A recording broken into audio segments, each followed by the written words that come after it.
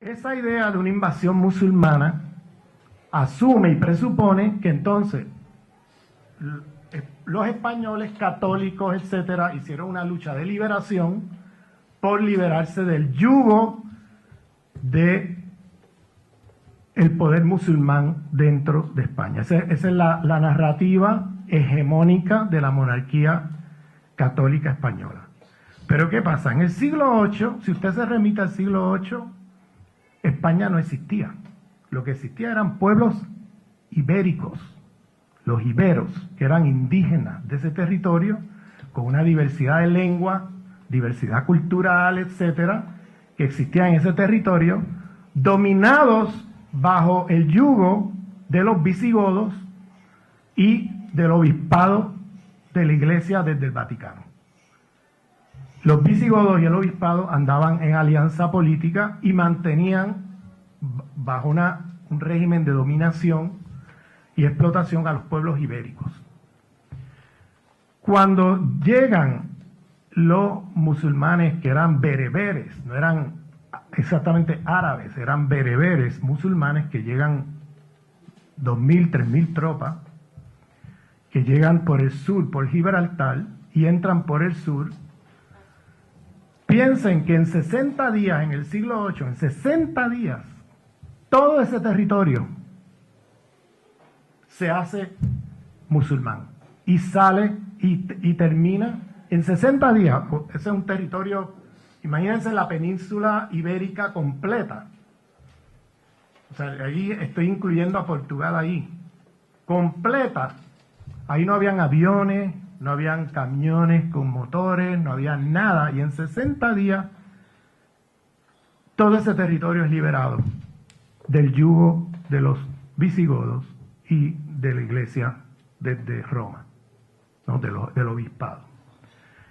Entonces la pregunta es, ¿cómo en 60 días, sin aviones, sin camiones, sin nada, se libera todo ese territorio? Pues ahí pasó otra cosa, que no puede ser meramente una conquista o una que llegaron allí por la fuerza, sometieron a la gente, etc. Ahí pasó otra cosa.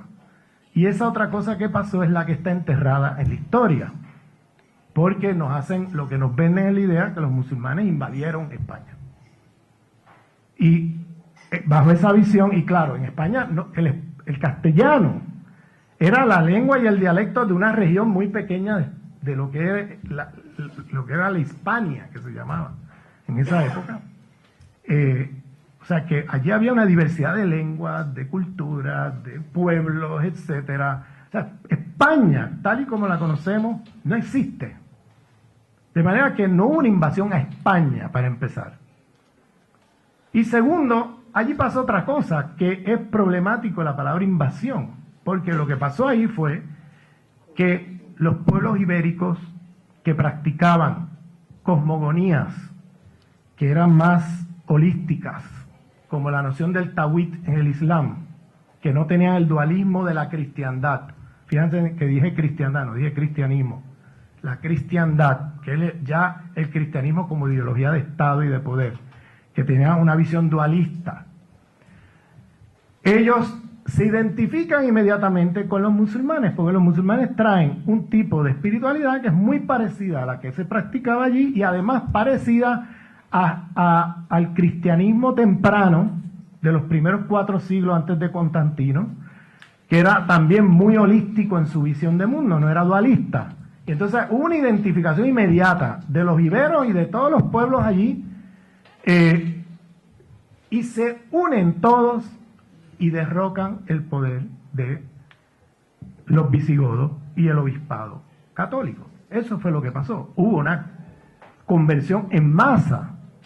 Y aquellos que no se convertían por el Islam siempre respetaba históricamente. Por eso los judíos de Europa, escapando de los pogroms europeos, ¿a dónde se iban? Se iban al mundo musulmán. Históricamente, porque era en el mundo musulmán donde tenían sus derechos reconocidos. Y podían ser judíos sin que nadie los estuviera persiguiendo, etc. Toda esa historia está como enterrada, sobre todo después de la guerra contra el terrorismo y sobre todo después de las narrativas sionistas del Estado de Israel, que ha generado un efecto perverso en el mundo, transformando la historia, ¿no?, de una manera para hacernos creer que el conflicto árabo-palestino, palestino-israelí, que es un conflicto milenario, que los musulmanes y los judíos se están peleando desde hace miles de años. Eso es mentira. Los judíos siempre han estado en territorio musulmán, respetados, con sus derechos reconocidos. La historia ha sido al revés. Es los judíos escapando de la Europa cristiana, que se van a territorios musulmanes porque allí sí tienen derechos, allí sí son respetados. Pero esa historia está, como todo hoy día, totalmente confuso, porque hay toda una propaganda de orientalistas sionistas, norteamericanos, israelíes y europeos, que nos llega toda esta propaganda y toda esta basura de historiografía que nos ha hecho creer que, bueno, esta gente están peleando de los judíos y los musulmanes de hace miles de años, y eso no es cierto.